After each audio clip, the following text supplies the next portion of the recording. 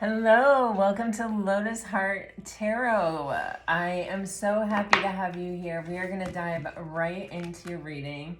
It's funny, as soon as I started the video today, I just had this feeling of I didn't know what I was going to say. I didn't know what I was talking about. And I say the same thing every day. It's so weird. So I don't know. I always feel like those things are relevant to your energy. I don't know if sometimes you're like, I don't know what I was going to say there, or if there is someone who, I don't know. Just take it as it resonates. Here we go. For Pisces. And I usually say, hello, Pisces, or something like that. I don't know. It's so bizarre. Okay.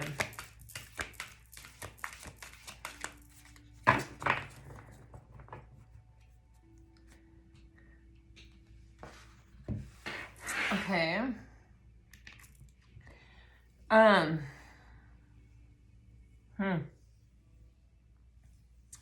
You guys are getting Ghost of the Pumpkin Patch, which is Count Your Blessings. And you're also getting Poe, Time for Change, to learn something new, to use technology and gadgets with wisdom. I'm not getting some huge, big message from that. But just, this is a message of abundance, like simple and sweet, when you count your blessings, when you're focused on what good you have in your life, you create more of it. And it looks like, you're even being guided toward potentially learning something new. Or even, you can really, technology is in its own way somewhat intuitive, right? Maybe intuitive is the wrong word, but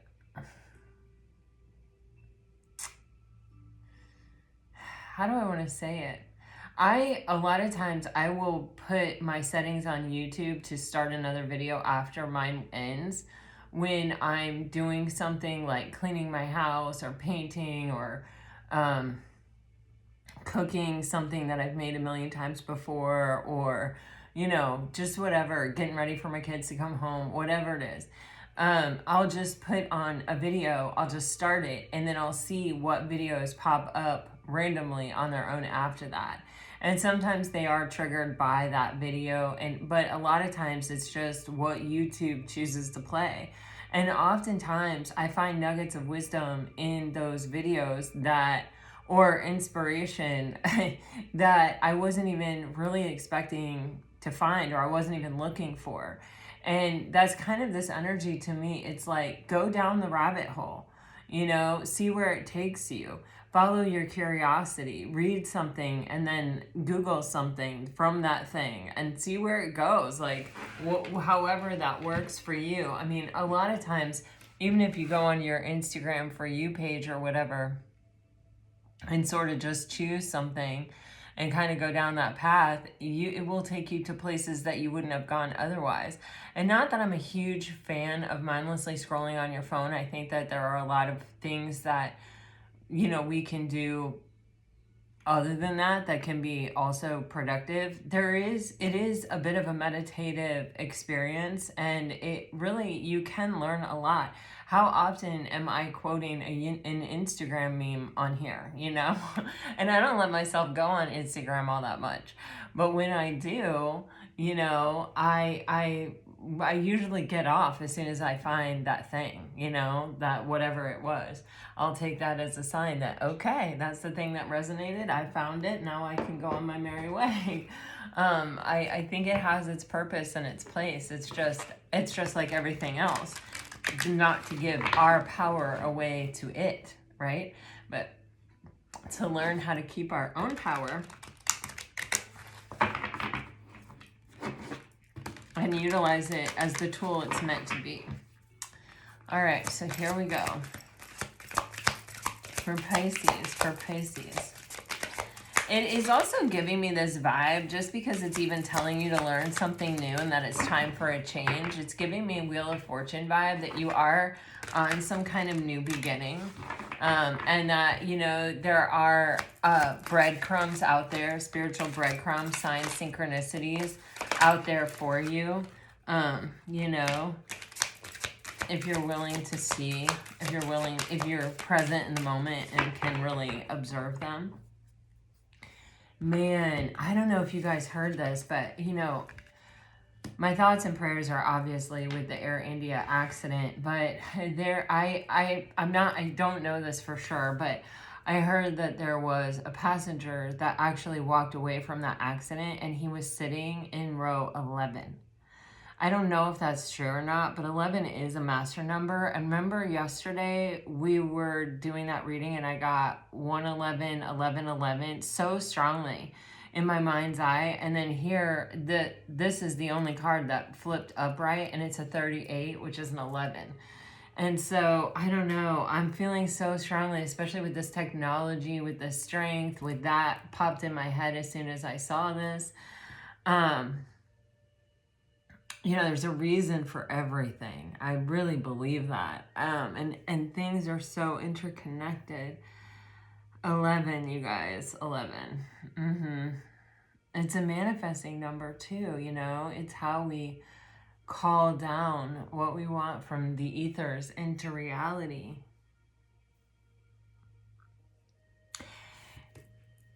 Something is strongly attracted to you. Something is definitely coming into your force field and into your energetic aura here. I can feel it. And yeah, it's incredible. It's I feel like a surge of happiness and excitement and almost like chaotic atoms, you know, bursting around. Just excitement, buzz, energy.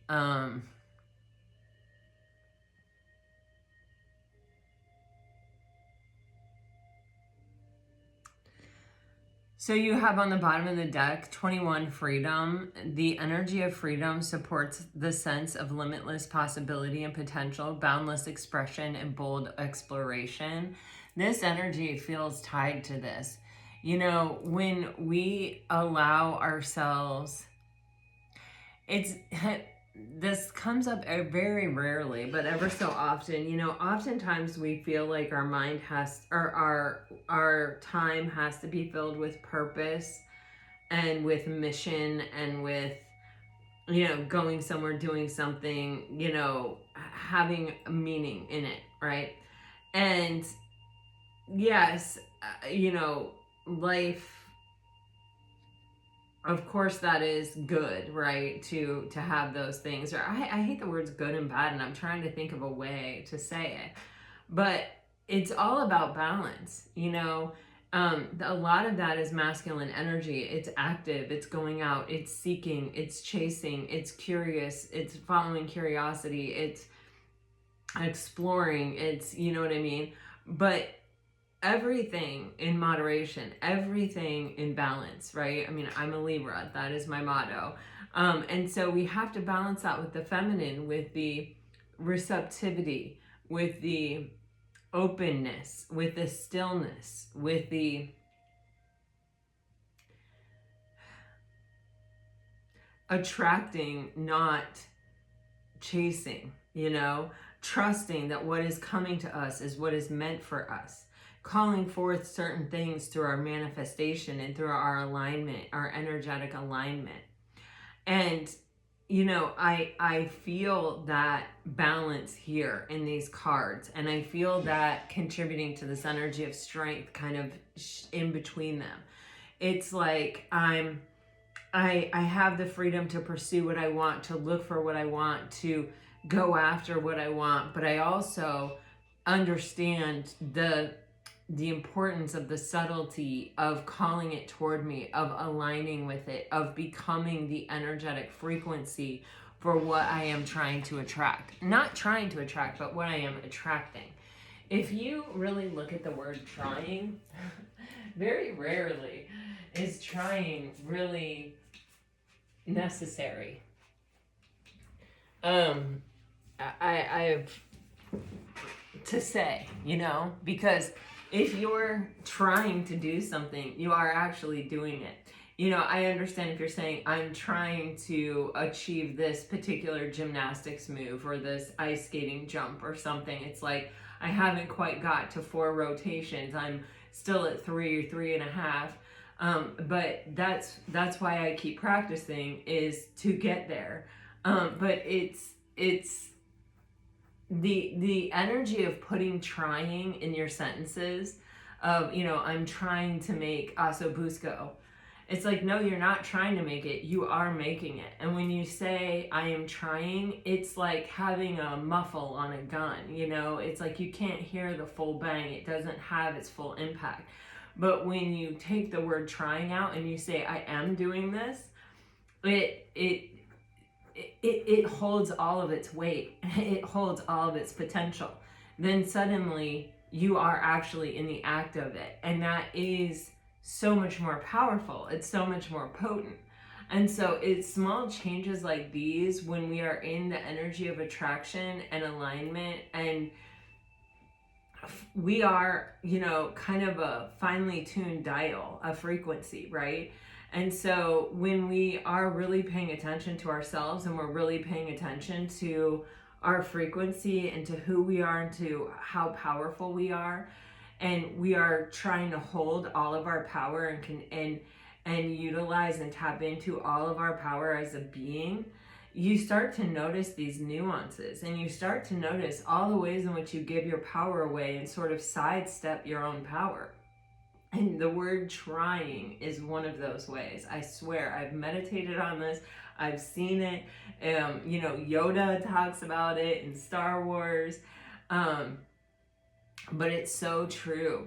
And with this strength card here, it's almost as if, Pisces, I feel like you're in this energy of fine-tuning your frequency, of observing yourself and observing your words and observing the ways in which you think about yourself and the ways in which you speak about yourself and what you're doing in life. And I feel like these small little micro movements or changes in the way you speak, in the way you carry yourself, in the way you think about yourself, in the way you talk to yourself, those things are really aligning you with some very powerful energies.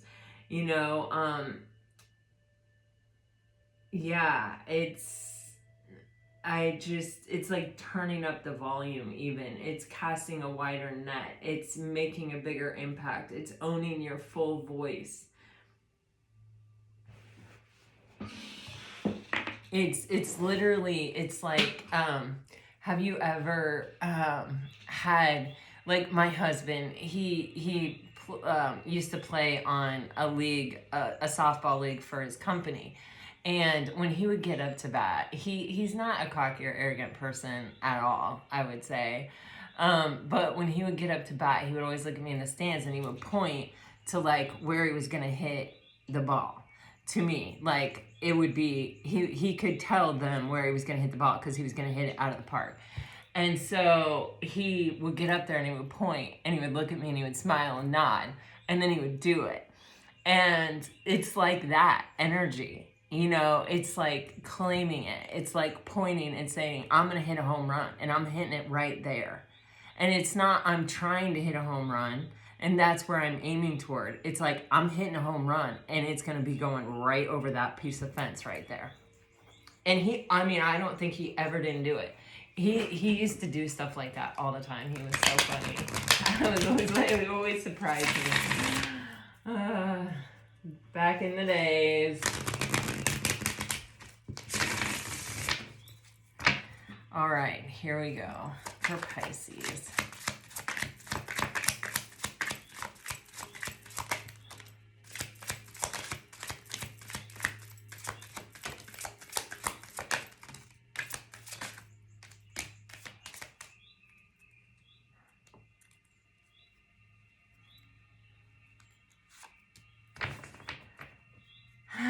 Man, heavy on the attraction energy. You are attracting to you whatever frequency you are in.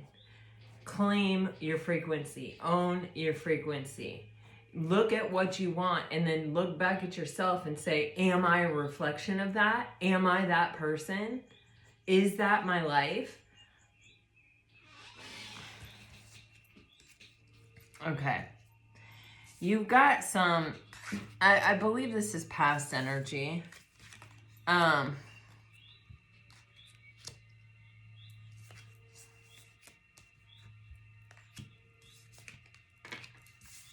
just want to get this up here so you can see it. And they're all, like, the words are all at different spots on the card. So, okay, guys, you have, this is interesting.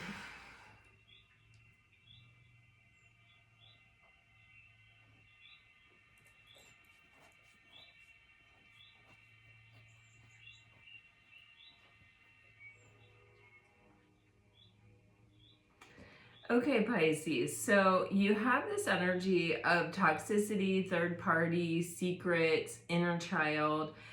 There's something here that I feel like this is a past connection where I feel like, you know, it honestly feels like someone's pride or someone's ego or someone's, like defense mechanism or someone trying to protect themselves from getting hurt that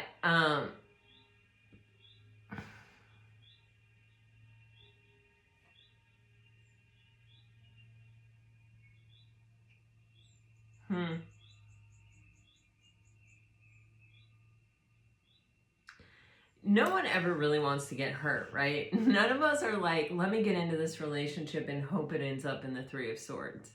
None of us are. Not the avoidant, not the anxious, not the secure. Nobody. I don't know anybody that's like, yeah, let me try to wreck this into the Three of Swords. I could use a good Three of Swords moment right here. Nobody does. And, you know, it's like nobody wants to become a drug addict, you know? I don't know why I just said that, but nobody does. Nobody is like, oh yeah, let me give all my power away to this drug, or let me give all my power away to this person and, you know, suffer mightily because, you know, I fell in love. Let me do that. Let me go into it with that thought, with that idea, with that goal. And sometimes, yeah, we find ourselves there. But if we look back, you know, hindsight is oftentimes 2020. How did we get there? What is it that led us to this place? What is it that brought us to this this energy, this hurt, this suffering, you know?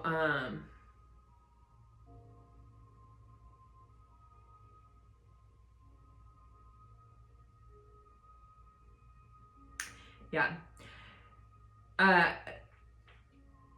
Sorry if this comes across a little disjointed, but I knew I had just read something yesterday on Instagram and I hoped that I had taken a picture of it, so I looked at my phone to see, and I have.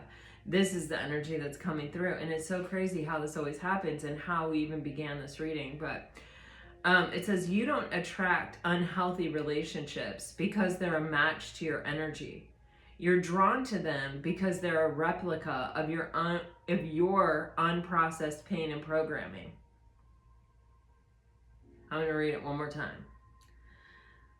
You don't attract unhealthy relationships because they're a match to your energy. You're drawn to them because they're a replica of your unprocessed pain and programming. I just read this for the first time yesterday, so I haven't completely sat with it. I haven't completely tossed it around to understand what my take is on it. And I don't think it's necessary for me to always. Sometimes it's like I just put it out there for you, and it is to you what it is to you, right? And you're welcome to leave your comments about what you think about it in the comment box, right? But I will say that when we have unprocessed pain and programming, then what is being reflected back to us is going to include that, right? And since healing is not a finish line, right, we are always going to have unprocessed pain and healing to some degree or level. Like, we can clear as much of it as we can clear, by working through it, by going back and loving ourselves, by nurturing the parts of us that have been hurt.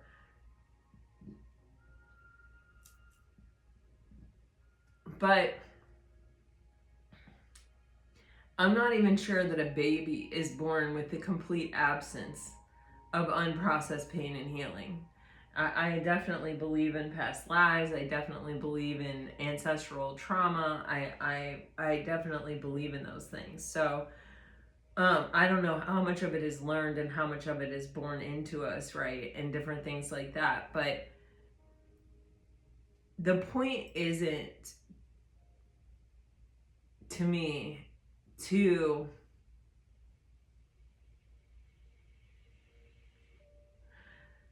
the point is always, what can I learn from this? And so when you look at these relationships and you look how you've been treated and you look at what was wrong there, it is a huge, like, television into what is unhealed and what is unprocessed within you, right? And it's not what someone else thought of you. It's not what someone else said to you. It's what did you see? What were you experiencing? What were you thinking? What were you projecting? It's not all relationships have this capacity to teach us so much about where we're still broken, about where we can kind of focus that healing energy to do the most for us, right? But oftentimes it's like we've learned, we've grown, we've done all these things, like, where could it be? And sometimes just becoming aware of where it is for you is the hardest part, because if we knew where it was, if we knew what it was, we would take care of it.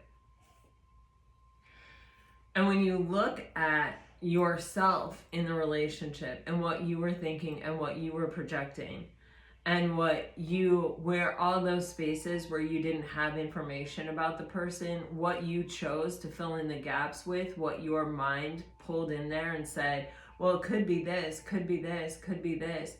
Those things highlight to you your own lens.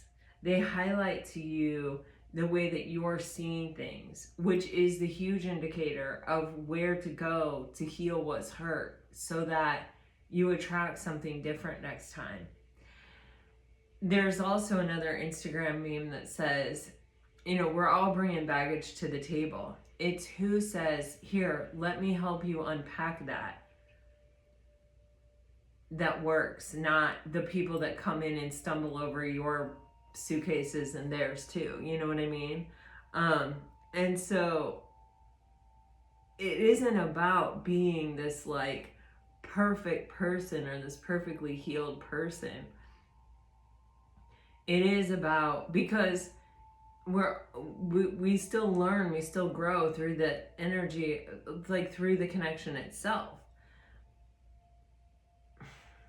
I hope this is making sense, because it's like, yeah, there is something here about not needing to look back and blame or feel shame or regret or guilt about past connections, no matter what position we got in those situations. Is about forgiving ourselves. And it's about really squeezing all the potential information and knowledge that we can out of that situation into, healing ourselves. That really makes the entire experience worthwhile, right? Because sometimes you are going to end up in the Three of Swords. Sometimes you are going to be heartbroken. Sometimes someone is going to betray you or backstab you or hurt you. It's unavoidable.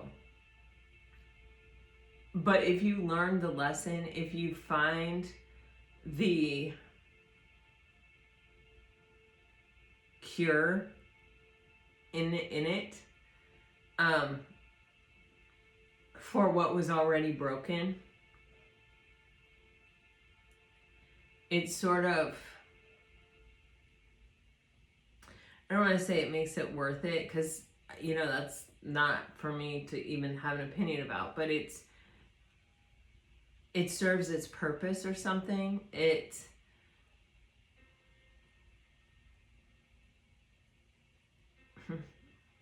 is life. It is the great teacher. I mean, I don't know. But this is saying to me, these cards here are saying to me, you are attracting a fresh start. And with this energy, you have the capacity to be your strongest self, to overcome the maximum of your lower vibrational tendencies before attracting someone else in. And the more you have done that, the greater the chance that you're ending up with the 10 of Cups and the 10 of Pentacles versus the 3 of Swords and the 10 of Swords, you know? And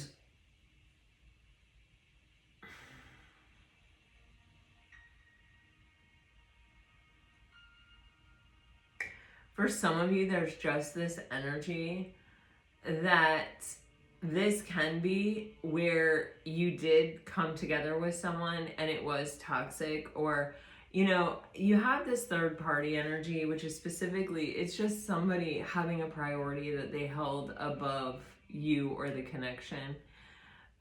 There's also this secrets energy, which kind of is giving me this vibe of someone who was never really able to acknowledge or admit their feelings.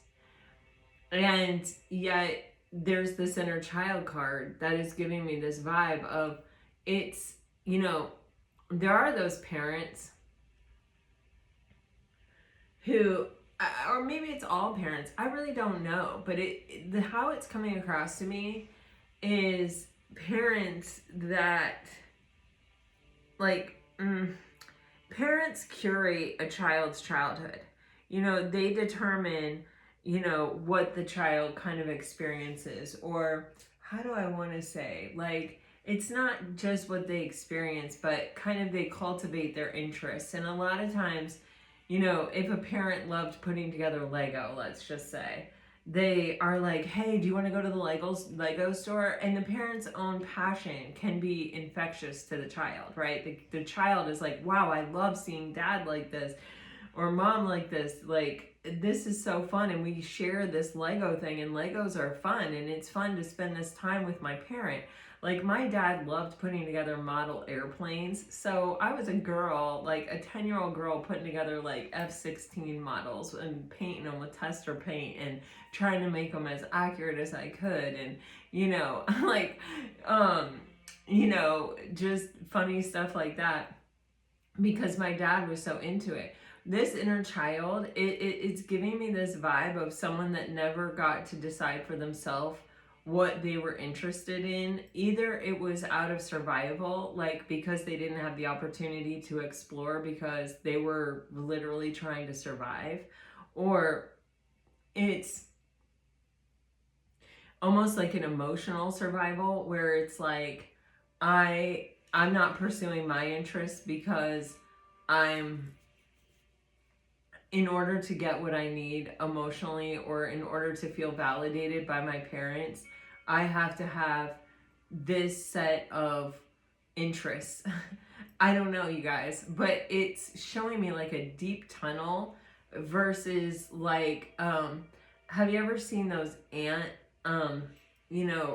farms? That's like a toy, and it has two things that you can see through, and you put the ants in there, and they dig their tunnels, and it shows you how ants operate, how they live. Well, it's showing me like a deep tunnel, like straight down into the earth, versus this ant farm thing where it's like following your curiosity down all these different paths. So I don't know, this is a very abstract energy that's coming out, and you know, it usually when this happens, it's because there's been an energy shift, and this is the new energy I'm tapping into, and it's sort of wild and unfocused, and I'm just sort of getting a very broad view of it and not a very honed in view of it. So take it for as it resonates, but I fully expect for this to like focus in over the next few days. But there's just this energy of, it's almost like awakening something inside that allows me to go back and follow curiosities that may have always been there or may have always existed, or it's almost like recapturing myself or refinding myself or finding my true self now that I can survive on my own or something. It's like now that my feet are firmly planted, I have an opportunity to like, and I'm not trying to please anyone else, or I'm not trying to, you know, get what I need from a certain situation. It's like the whole world is open to me. And it's like remembering that, reminding myself of that, and like doing that. And there's a certain vitality in that energy that like sends an aura into like next level glow. Okay. I really hope that makes sense. You guys have no idea. I'm seeing like creating closed circuits, like with electricity, like making a light bulb go off with like wires and batteries and pennies and stuff. I'm seeing, I mean, it's like this energy right here. It's like looking at life like, wow, that makes that happen. Like, wow, you know, I did that. Like, whoa, you know what I mean? I don't know, you know, take it as it resonates, but that's definitely in the energy right now. And it is something that is, it's like waking up the inner child. And, you know,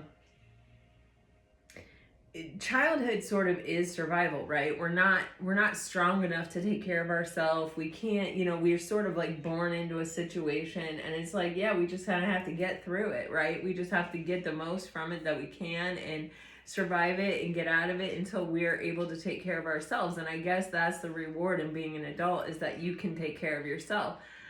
And the thing is, it's like at the same time, it's like all of the beauty of being a child, the curiosity, the wonder, the excitement, the, you know, I don't really know what's gonna happen if I put this with this. I don't really know. And the like, God, I'm just getting so many things with this, that examples. That it's like, you know, it's so good to get back in touch with that. I saw this, it was like from the New York Times or something, and it was like books you should read this summer, and it was like a book from a genre you never read, and like a book that takes place in the summer, a book from a place you've never been, like all these things. And then one of them was one of your favorite books from childhood. And my favorite book from childhood was A Tree Grows in Brooklyn. And I bought the book for myself several years ago, and I've never reread it. Isn't that hilarious? So anyway, I'm going to reread A Tree Grows in Brooklyn. But it's giving me that vibe. It's giving me this vibe of looking at, you know, doing a bucket list, you know, looking at a list like that and actually crossing the things off. Or, you know,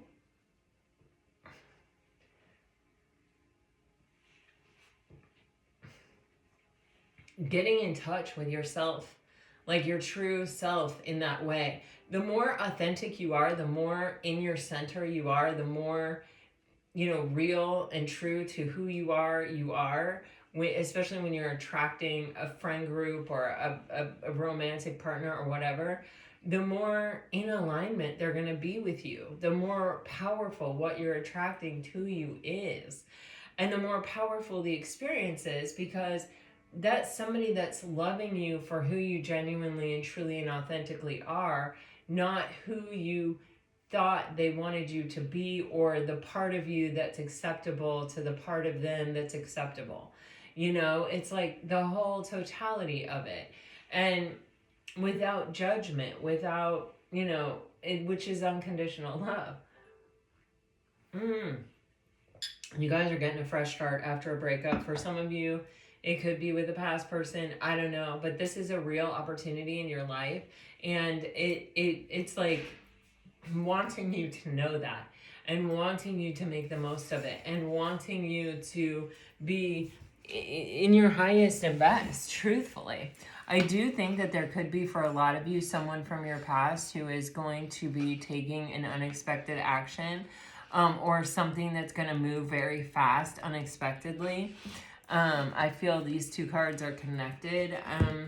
And I feel like there is something too about a child that is spontaneous, that is like, yeah, Um,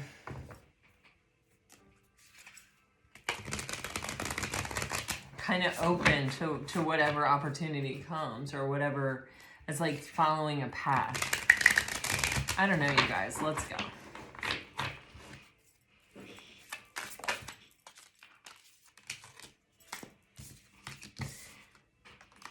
You guys are getting the Four of Cups and the Ten of Pentacles with that freaking Three of Swords on the bottom of the deck.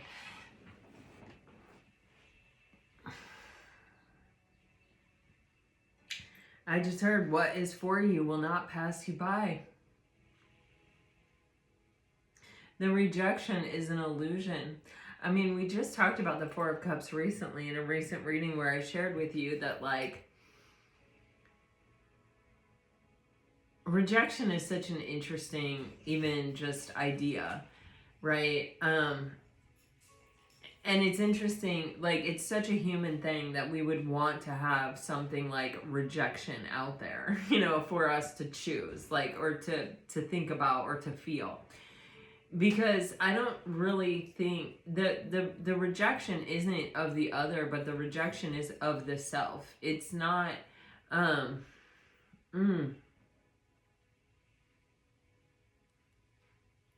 This reading is crazy. I don't even know. I might not even put it out because it's just so out there. But rejection is, it's like, I can't handle holding you. I can't handle, like, it's the limitation of the self that is reflected onto another.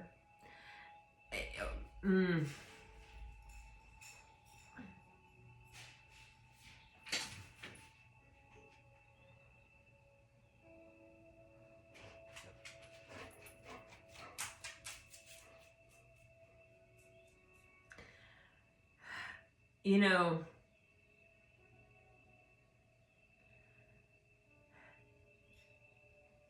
I just don't know even how to say it, because it's like not doing something and then trying to prove that you're innocent. Do you know what I mean? You can't really, like, what? You know, how are you supposed to really do that?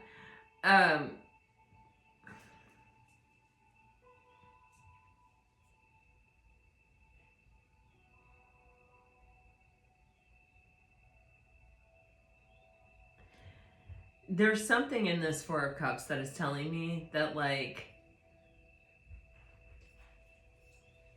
nothing is personal, and nothing is meant to be personal, and nothing, you know, how someone treats us, how we're perceived, who we even told we are, like, even our entire childhoods, like, you know, fours are always about our foundation. And there's something here with this Four of Cups that it's like steam, it's like a cloud.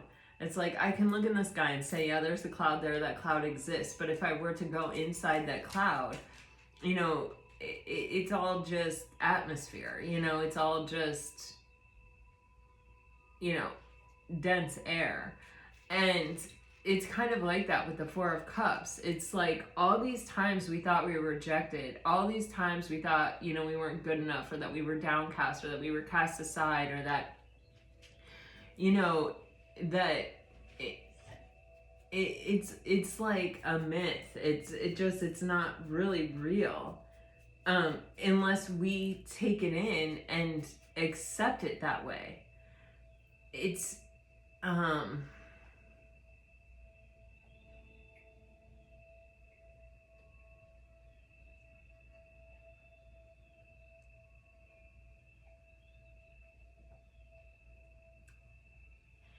I feel like when you're a kid, you're very open and your defenses are very down.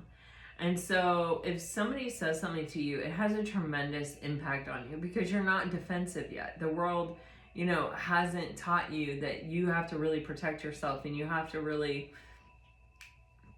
not take everything on, and that, you know, it really is other people's bullshit sometimes that they're projecting onto you that they haven't dealt with.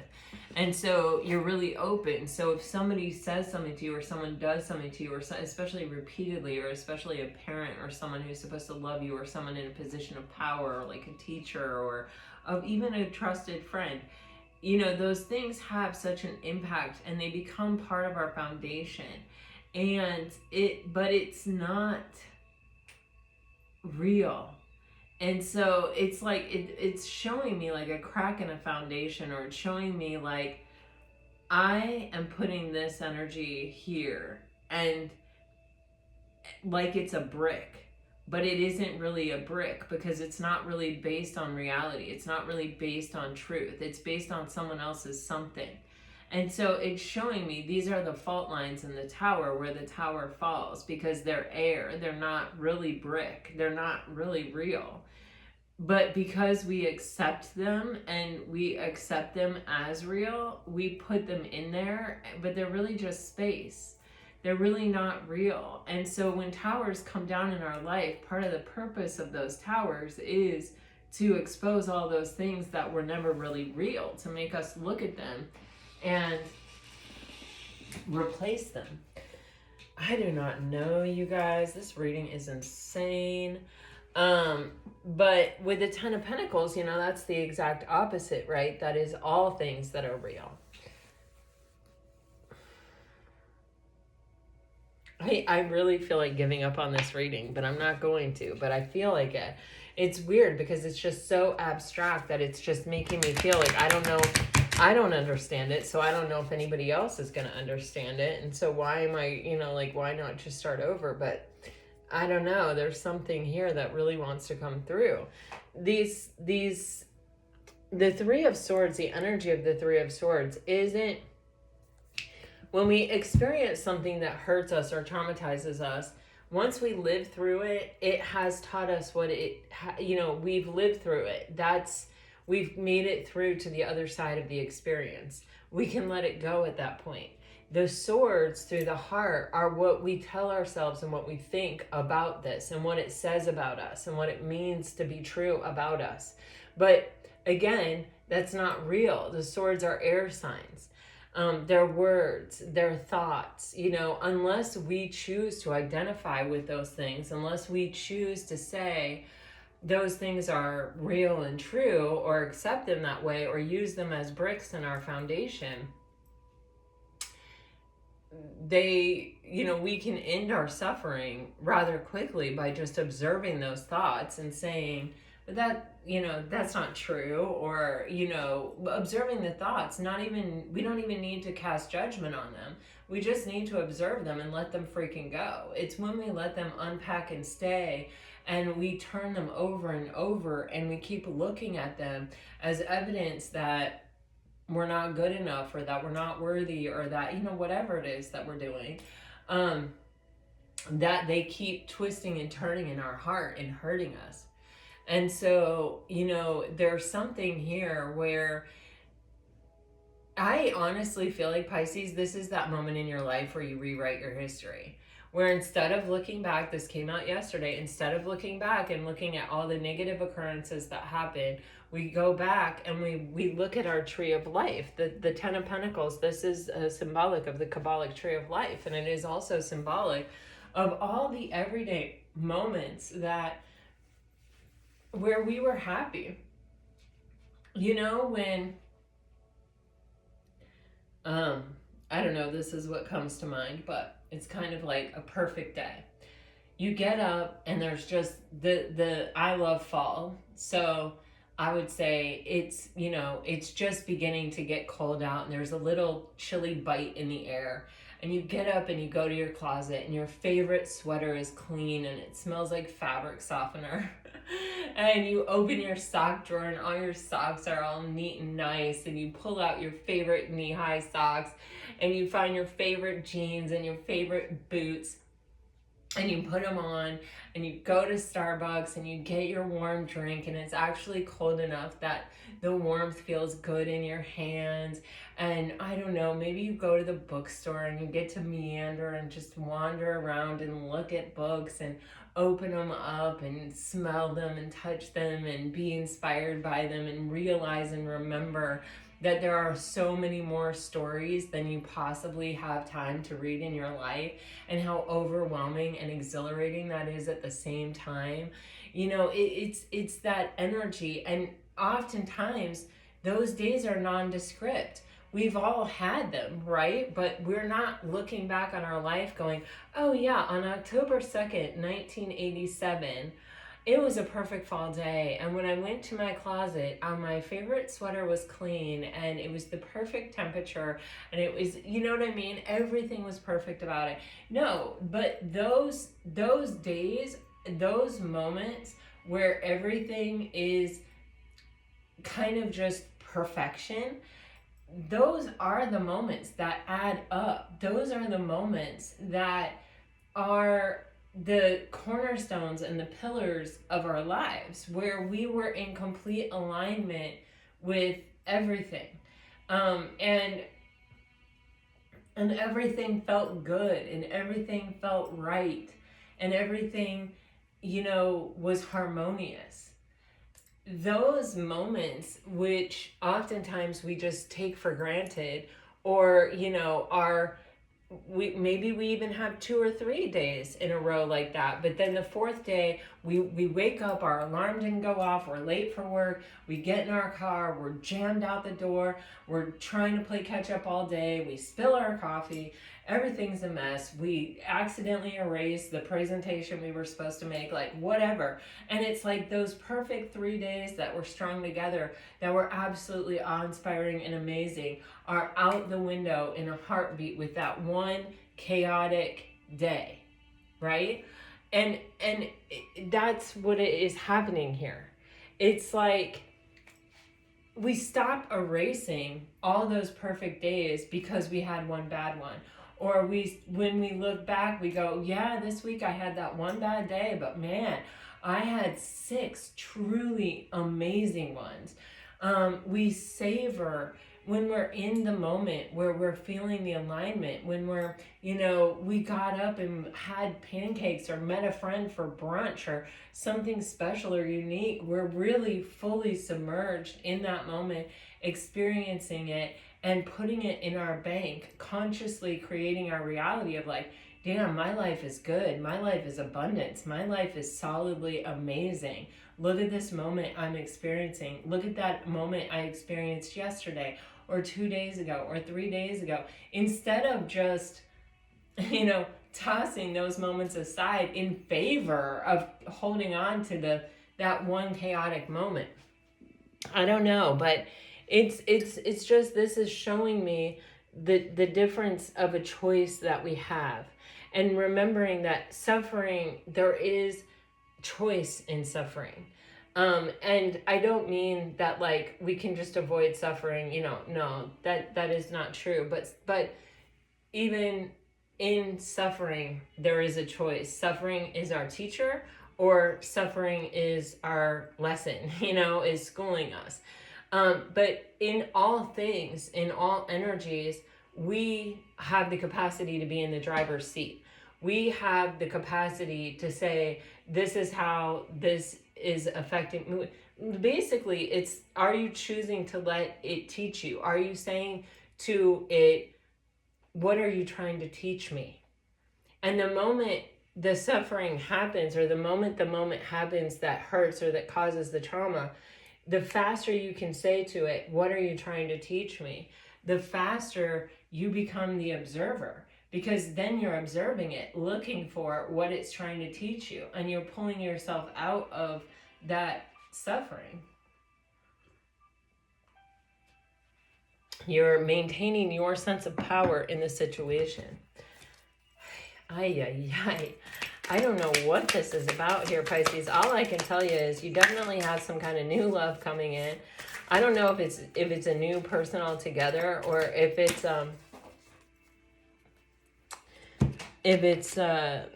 a,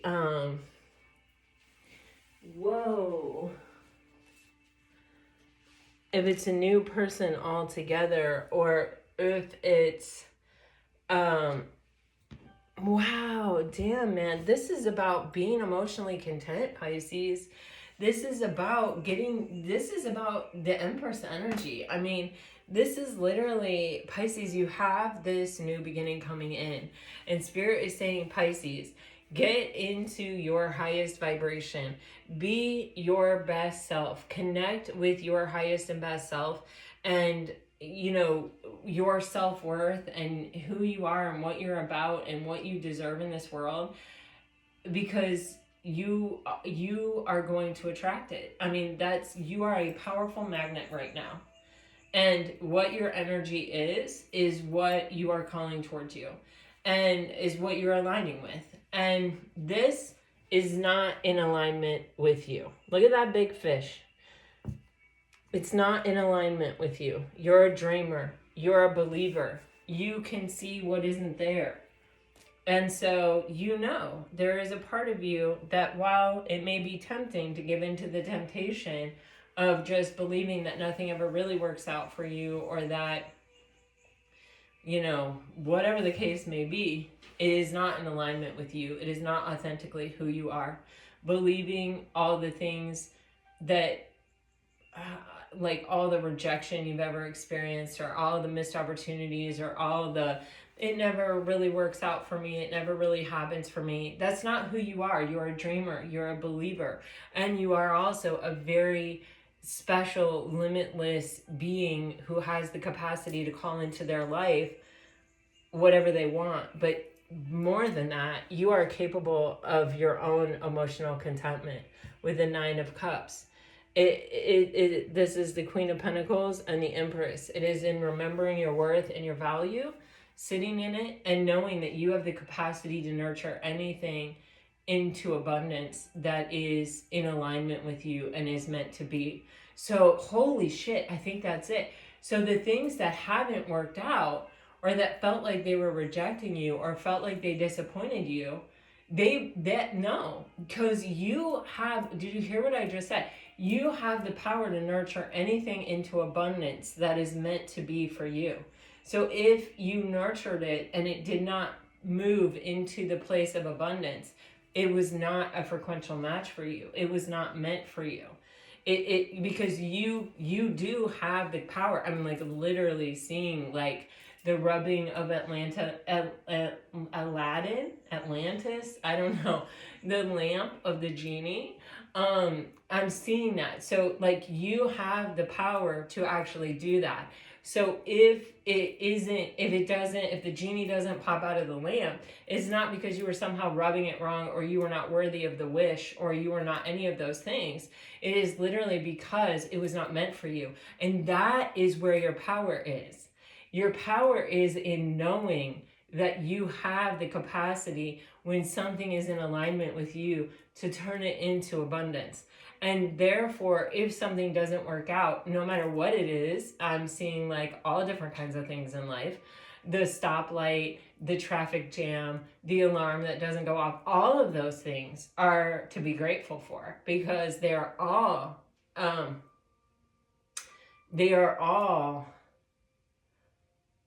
getting the word evidence. Okay.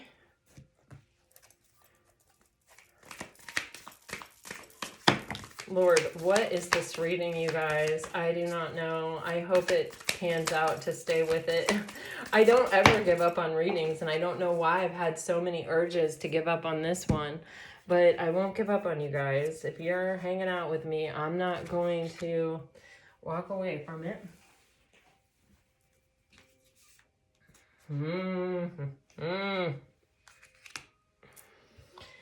Wow. Even the Empress can not realize that she's the Empress. How do I even want to say this? Yeah, I mean, that's what it is. Five of Swords and the Empress coming out right here. Even the Empress, wow, oh my God, this is telling me so much. Jesus. It's like, you know, sometimes people reject you not because you're not worthy, but because they see how worthy you actually are, that you're like too worthy for them. Um, wow, damn, Pisces, like, Lord have mercy on my soul, what's happening here? Okay,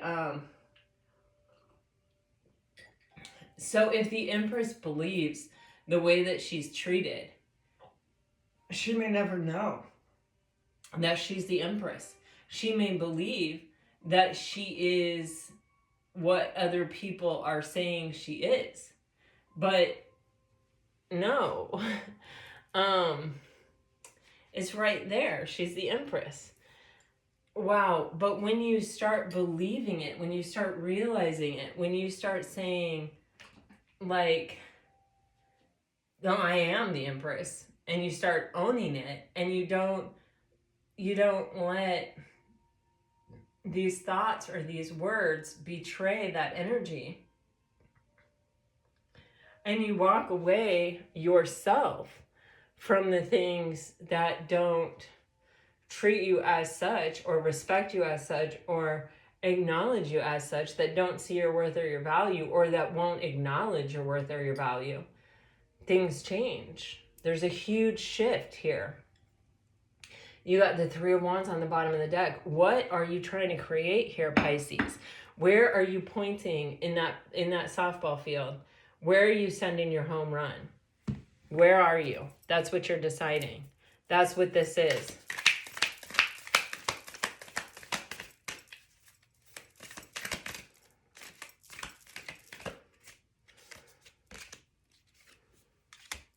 Hangman. Clear your mind of all planted thoughts. Of all... Damn. Woo, Pisces. Yeah. When you look back from this perspective, when you realize you're the Empress, and you look back and you go, well, how could I have spent my entire life not realizing that I was the Empress? How did I not know that? How did I not see that? There's something that shifts where other people's non-approval shifts into, like, what I'm seeing is green, jealousy, envy. What are those? Gluttony, jealousy, envy. The 7 deadly sins, is that what it is? Of other people projected to you. And it allows you to clear your whole headspace. It allows you to see everything very clearly.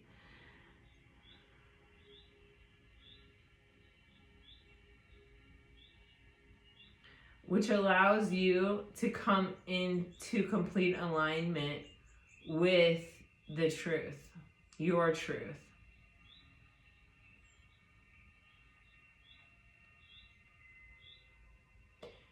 Yeah. Which is you're limitless. And it threatens people.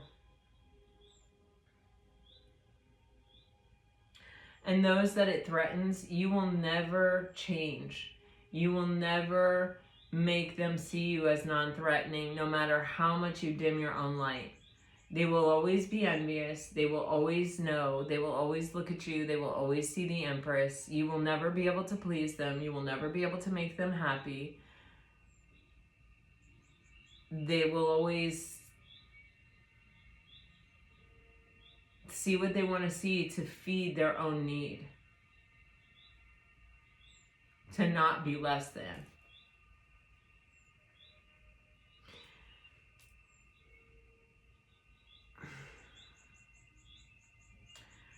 Pisces, you have the Wheel of Fortune and Justice with the 8 of Cups here. This is a very powerful time in your life. This is a time in your life that is coming around for a really distinct reason, and it is to even out the laws of karma.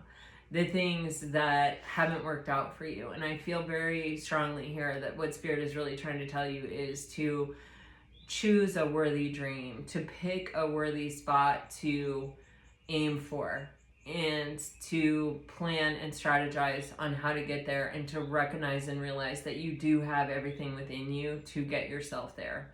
And that anything on the way that doesn't work out for you, it is not saying, oh, you're not good enough, oh, you're not worthy. It is saying that is not meant for you. That is not for you.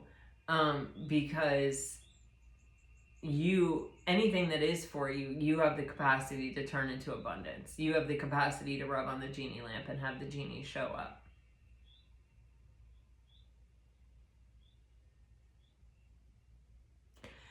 You have the Nymph of Wands, the Page of Wands, and the Three of Wands. Where do you want to go? What are you aiming at?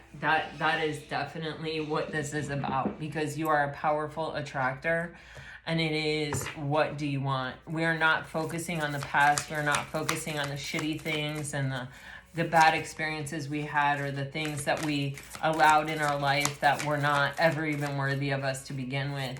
We're just going from now. That's all we care about. And it's like, where are you going?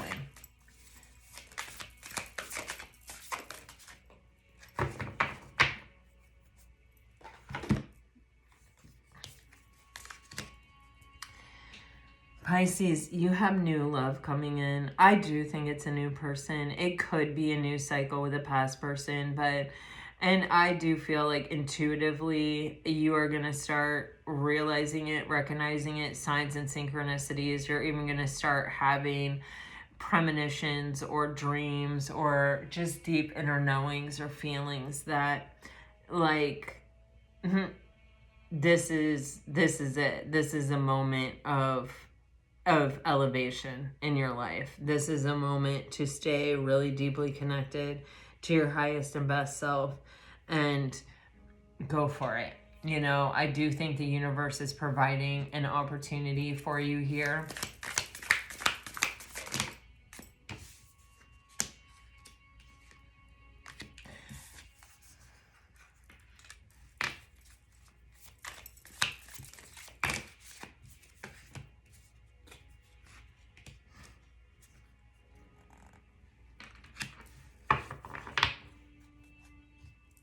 Wow, the Nymph of Wands again on the bottom of the deck. Yeah, Pisces, anything that, you know, any scarcity mindset, any fear, anything that's holding you back, now is the time to look at it. Honestly, you got the Death card here with the Four of Pentacles and the Nine of Swords. It's like carefully considering what is the truth of your past, or where you've been, or what brought you to this point, and also considering the things that hold you back or make you play small. Anytime that, you know, you have an opportunity to look at that fence in the ballpark and point and say, yeah, that's where I'm going for a home run, and you shirk away from it, shy away from it, find yourself sort of scooting sideways away from it, you know, not taking the opportunity to do that, ask yourself why. Where is that coming from? Because that's what we're letting go of. All of that energy, that's what we're letting go of. We don't need it anymore. We don't need it where we're going. And then you have this Ace of Cups clarified by the Eight of Cups and the Two of Wands. And this is about the choice that we have to continue to hold on to the things that have not worked out for us, or have never, it's almost like they've prevented us from getting to the Nine of Cups, because they were good enough that we didn't walk away from them, and we had to walk away from them in order to have true emotional contentment. So we have this choice, and the choice is, this is where I'm pointing to on the softball fence, okay? And I'm hitting a home run, and I'm hitting it right here. That's what I'm doing. If this isn't in alignment with this, then we let it go. We have the choice. We can hold on to these things that are gonna like make our aim slightly off, right? And they're not going to allow us to hit it with our full potential. So we have to let them go. We have to walk away from them, because what we're aiming for is emotional contentment. We have a lot of regrets. We have a lot of things that didn't work out, things that we wish we wouldn't have invented or, invested so much in possibly, or choices that we made that, it feels like we put a lot of ourselves in that didn't work out for us. Staying in that energy and just like brooding in the energy of like, man, shit, I wish I hadn't done that. I really regret having given so much time and energy to that, is only intensifying that. It's only giving more time and energy to it.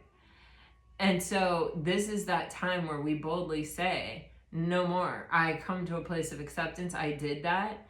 I made that choice. That's who I was at the time. I didn't realize that I was the Empress at that time. I didn't know.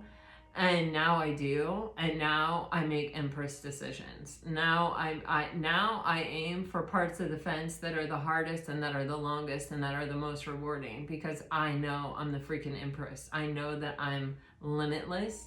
I know that I am a perpetually co-creating with the universe to make the future that I want. And I am here now, and I am aware now. And now I say, this is where I'm going. I'm not trying to do anything. I'm doing it. All right. Pisces, I feel lucky to get out of that with my life. Here we go. Here's some message card. Let me know if you stayed with this wacky reading all the way through. I love to know who you are. All right, Pisces. If you're dealing with a water sign, hopeful. I regret how I handled things before. I am overthinking everything. I am overcoming my fears. I am making plans. And I am working on myself.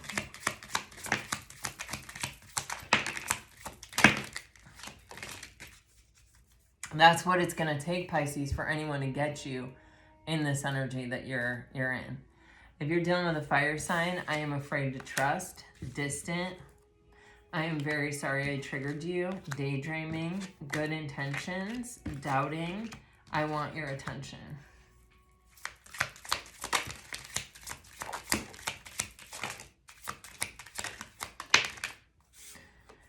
If you're dealing with an earth sign, I don't want to miss my chance with you. You are hard to forget. I am choosing you. Triggered, guarded. I remember everything you said. I won't let you go. And if you are dealing with an air sign, geez Louise. If you're dealing with an air sign, they got some stuff to say. Secret, I can't stop thinking of you. If I had only known then what I know now. I miss you more than you know. I am still moved by you. Anxious. I just want to go back in time. No one else matters now. And nostalgic. All right, Pisces, this is what I have for you. I really hope that it helps. I hope it brings you some peace and clarity. And man, if you stuck with us all the way to the end, thank you so very much. I hope that there is a message in there that makes it worthwhile. Until next time, I send you off with all my very best. Always, always, always. Bye-bye.